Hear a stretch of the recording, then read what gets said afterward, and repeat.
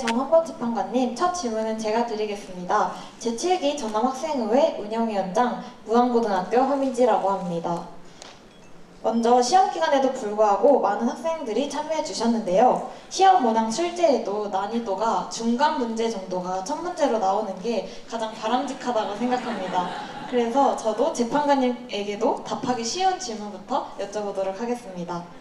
재판관님께서는 탄핵같이 어려운 재판을 앞두고 마인드 컨트롤을 하시는 방법이 있으시던데 설명해 주실 수 있으실까요? 예, 간단합니다. 달력에 표시를 하면 됩니다. 예, 퇴입식 날을 0으로 놓고 D-1, D-2, D-3 이렇게 하면 됩니다.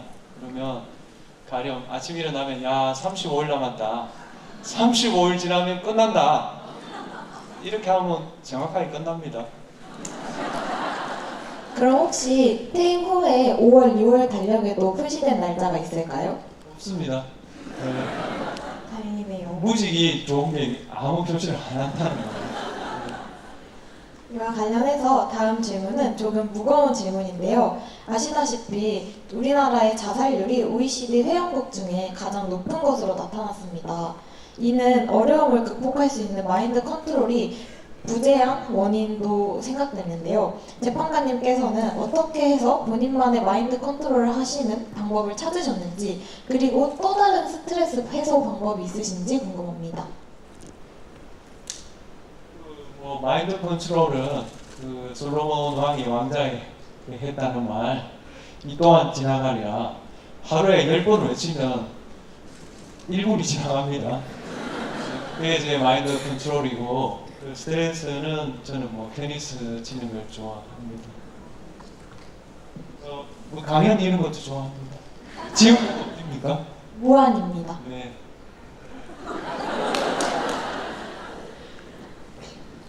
제7기 전남학생의회 중등부 부의장 희령중학교 김정훈입니다. 저는 한국에서 지금 가장 뜨거운 주제인 민주주의에 관해 여쭤보겠습니다. 재판관님은 대한민국 국민의 민주시민 정신을 몇 점이라고 생각하십니까? 민주시민 정신은 몇 점이라고 생각하십니까? 저는 90점이라고 생각합니다. 꽤 높은 점수를 주신 것 같습니다. 역시 대한민국의 민주 정신은 아직 죽지 않은 것 같습니다. 재판관님께서 높은 점수를 주신 만큼 학생들이 더 노력하겠습니다. 추가 질문 드리겠습니다. 학생으로서 두 번의 대통령 탄핵을 지켜봤고 촛불혁명, 비치혁명이라는 대한민국의 민주주의를 칭찬하는 외신의 보도도 들었을 때 저는 대한민국의 국민으로서 자부심을 많이 느꼈습니다. 하지만 현재 대한민국은 극도의 개인주의, 반국가적인 사고 집단이나 단체들의 확증 편향으로 인해 양분화되고 있습니다. 저희 학생회가 받은 사전 질문에서도 이런 한국 사회 갈등에 대한 큰 우려를 찾아볼 수 있었습니다. 김장하 선생님도 민주주의 고층 다수결 원칙이나 요란한 소수가 다수를 지배하고 있어 어떻게 해결해야 하냐고 직접 물으셨습니다. 재판관님께서 답변하시길 훌륭한 지도자가 요란한 소수를 설득하고 다수의 뜻을 세우면서 민주주의를 지켜낼 수 있다고 말씀하셨습니다. 지금도 그 답변처럼 생각하고 계시는지 궁금하며 제 개인적인 견해로는 훌륭한 지도자는 6월 3일 이후로 계신 것 같습니다. 그렇다면 대한민국 국민은, 학생은 어떤 역할을 해야 하는지 의견을 묻고 싶습니다. 아니 문제가 이렇게 어렵습니까? 네. 학생은 공부 열심히 하는 게 제일 중요하지 않을까요? 네. 그 한 가지만 더 붙이자면은 이 개인주의에 대한 제 생각을 좀 말씀드리겠습니다.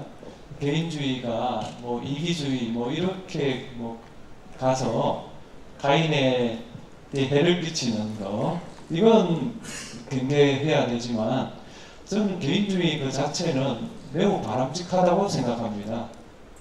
개인의 자유, 개인의 권리 이런 걸 가볍게 보면 안 됩니다. 그걸 지켜주고자 하는 게 국가이고 국가가 먼저 그 결정을 하고 국민들 당신은 따라라. 나머지는 다 개인주의다. 이렇게 사고하는 것은 오히려 위험하다 생각합니다. 그러면 그 개인끼리 그 다양한 생각을 어떻게 뭉칠 건가? 이 문제가 남지 않습니까? 그게 바로 지도자가 하는 겁니다. 그 다양한 의견을 설득을 거쳐서 토론을 거쳐서 하나의 의견으로 묶어내는 거, 그럴 능력이 있는 사람, 그 사람이 지도자인 겁니다. 그럼 물론 그 지도자 선출 과정이 언제나 성공하는 건 아닙니다만 그 과정 역시도 민주주의다.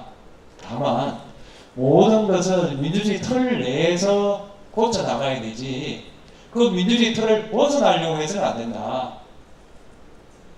그런 사람은 없다. 우리가 도스토옙스키에 보면 초인이라는 말을 쓰잖아요. 주인공이 자기를 초인이라고 생각하잖아요. 그런 사람은 없어요. 근데 마지막에 그 주인공이 어떻게 돼요? 마지막에 가서는 시베리아에 소냐의 발밑에서 엎드리잖아요. 소냐의 기독교적 사랑에 설득당해서 결국 자기가 잘못 생각했음을 깨닫잖아요. 제가 말하는 게 바로 그겁니다. 지도자는 다양한 개인들의 의견을 존중하면서 그게 단일한 의견으로 수렴되도록 끈기 있게 설득하는 거, 그게 지도자입니다. 어렵죠. 어려우니까 지도자 아닙니까? 말 안 듣는다고 무슨 그까지는 안 하겠습니다. 네, 감사합니다. 제가 민주주의 관련 추가 질문 하나 더 드리겠습니다. 전남 교육 공동체를 대상으로 민주주의 하면 떠오르는 단어가 무엇입니까? 라는 온라인 조사를 했고, 화면에 보시는 것처럼 그 결과는 자유, 평등, 투표, 선거, 5.18 민주화 운동이라는 단어가 많이 나왔습니다. 문영배 전 헌법재판관님께서는 민주주의 하면 어떤 단어가 떠오르시고 그 이유가 무엇인지 궁금합니다. 예, 민주주의는 그 탄핵 결정문에서 밝혔듯이 저는 관용과 자제라고 생각합니다. 관용이라는 것은 자기와 생각이 다른 사람에 대한 존중, 자제는 권력을 쥔 사람, 이게 중요합니다. 권력이 없는 사람은 자제할 필요가 없어요. 권력을 쥔 사람이 자기 힘을 아끼는 겁니다. 그거 없이 민주주의는 있을 수가 없습니다. 왜냐하면 항상 힘이 있는 사람과 힘이 없는 사람이 나누어졌습니다. 그러면 다수결만 이야기하면 힘 있는 사람이 힘 없는 사람을 지배하는 거 아닙니까? 궁의 왕조나 귀족정하고 다른 게 뭐 있습니까? 관용과 자제가 되어야만 그게 민주주의지. 내하고 생각이 다른 사람은 내가 그냥 두지 않을 거야. 두 번째, 내가 가지고 있는 힘은 그 힘이 줄어들기 전에 다 써야 된다. 그건 민주주의 초급 단계에서 하는 것들입니다. 그렇습니다. 네, 관용과 자제 정말 중요한 키워드인 것 같습니다. 이와 관련해서 질문 하나 더 드리겠습니다. 화면에 다른 단어보다는 자유가 더 크게 보이시죠? 민주주의 기본 원칙인 자유를 중요하게 생각한 것 같습니다. 하지만 학교 현장에서는 자유 원칙 때문에 어려움을 겪으신 선생님들도 있다고 합니다. 예를 들어 최근 민주시민교육의 일환으로 가짜뉴스 비판적으로 수용하기라는 주제탐구 수업 중 학생이 표현의 자유를 언급하면서 가짜뉴스를 만들 권리를 주장했다고 합니다. 문영배 재판관님, 표현의 자유는 어디까지 인정해야 하는지 의견을 묻고 싶습니다. 예, 가짜뉴스는 정의가 이렇게 됩니다. 허위인 줄 알고 뉴스 보도하는 겁니다. 그러니까 그게 허위인지 참인지 모르고 하는 건 가짜뉴스가 아닙니다. 자꾸 이걸 막 누구처럼 막 섞어서는데 그게 아니에요. 거짓인 줄 알면서 퍼뜨리는 거, 그게 가짜뉴스예요. 그건 당연히 규제 대상이죠. 그게 표현의 자유로 보호될 수가 없습니다. 그걸 보호하는 나라는 없어요. 문제는 참인지 거짓인지 증명되지 않은 의견을 말하는 거예요. 그것에 대해서는 반론을 허용해야 되죠. 난 이렇게 생각한다. 그럼 저쪽에서 저렇게 생각한다. 라고 해서 토론을 거쳐서 진실을 찾아내는 과정이고, 그때까지는 그 표현의 자유는 보호돼야 된다. 저는 그렇게 생각하는 겁니다. 그런데 이 나라는 심지어 참인데도 참인데도 그게 권력자의 명예를 훼손한다고 처벌하는 법을 갖고 있어요. 그 다음에 유력자의 명예를 훼손한다고 처벌하는 법을 갖고 있단 말이에요. 저는 그건 고쳐야 된다, 그렇게 생각합니다. 참이라면 공인에 한해서는 그 명예를 훼손하는 한이 있더라도 마음껏 말할 수 있어야 된다. 두 번째, 참인지 거짓인지가 모르는 영역에 대해서는 반론을 허용하고 상당한 노력을 했을 때는 책임을 물어서는 안 된다. 이게 표현의 자유에 관한 저는 두 가지 원칙이라고 생각합니다. 제7기 전남학생회 교육위원장 수석중학교 박연우입니다. 저는 민주주의와 밀접한 민주시민교육 관련 질문을 드리려고 합니다. 재판관님의 강연에서 민주주의의 지속을 위한 교육의 중요성을 강조하셨습니다. 특히 법 제31조 제1항에서부터 제4항까지 교육받을 권리와 교육의 자주성, 전문성, 정치적 중립성 및 대학의 자율성 보장에 관한 헌법 조문까지 설명해 주셨습니다. 이 자리에도 교장, 교감 선생님을 포함해 많은 교사분이 계십니다.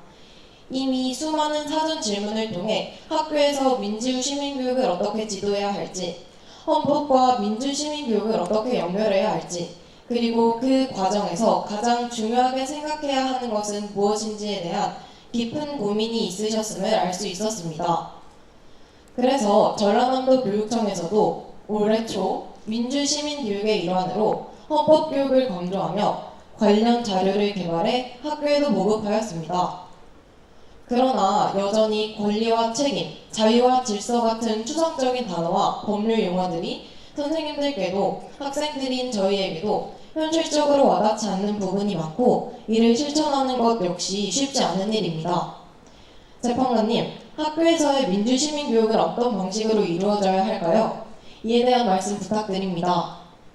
그러니까 민주시민이라는 것은 그 국가를 이루고 있는 구성원 간의 어떻게 뭐 인식이나 행동 양식이나 이런 걸 정하는 거 아니에요? 그건 저는 공정교육이라고 생각합니다. 우리가 국가를 이루고 있는 이유는 이 국가라는 공동체를 통해서 나의 권리와 자유를 보장하기 위한 겁니다. 그러면 나의 권리와 자유를 보장하려면 어떻게 해야 되냐? 너를 인정해야 됩니다. 그러니까 너와 내가 공정해야만 이 공동체가 깨지지 않는 겁니다. 그 깨지지 않는 공동체가 지속 가능한 미래를 가져오는 거예요. 근데 지금 교육은 뭐라고 하냐? 그런 말 있잖아요. 1등 죽으면 2등이 1등 된다고. 그 농담처럼. 그걸 가르치고 있는 거예요. 그거는 공정이 아니에요. 너 아니면 내가 죽었든지 네가 죽든지 이거 아니에요? 그게 어떻게 민주시민이 될 수 있어요? 그런데 암암리에 교육의 목적을 뭐 서울대 뭐 몇 명 보내는 건 줄 알고 야 뭐 다른 건 다 대학에 가서 하고 지금은 내 말 따라. 그러니까 뭐 친구가 뭐고 다 필요 없고 뭐 그런 식의 그 논리 있잖아요. 그게 어떻게 교육이에요? 교육이라는 것은 우리를 위로 끌어올리는 거예요. 그게 끌어올린 거예요, 그게? 공존이 중요하다.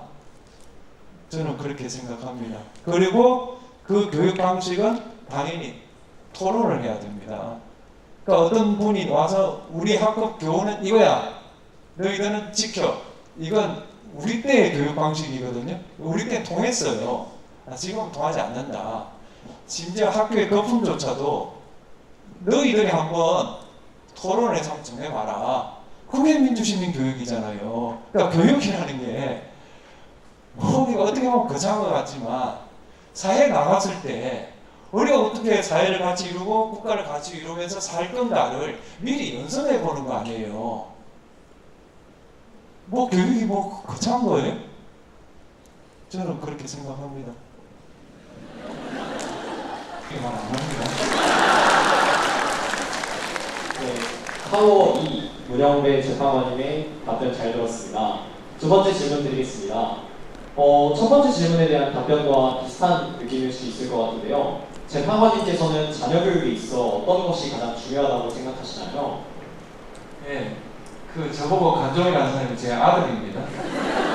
그 저는 아들하고 다른 건 몰라도 대화는 자주 하는 것 같아요. 그리고 제 아들 친구들이 아들한테 그런 말을 했대요. 너는 아버지하고 정치를 이야기하나 이렇게 대화를 많이 한다.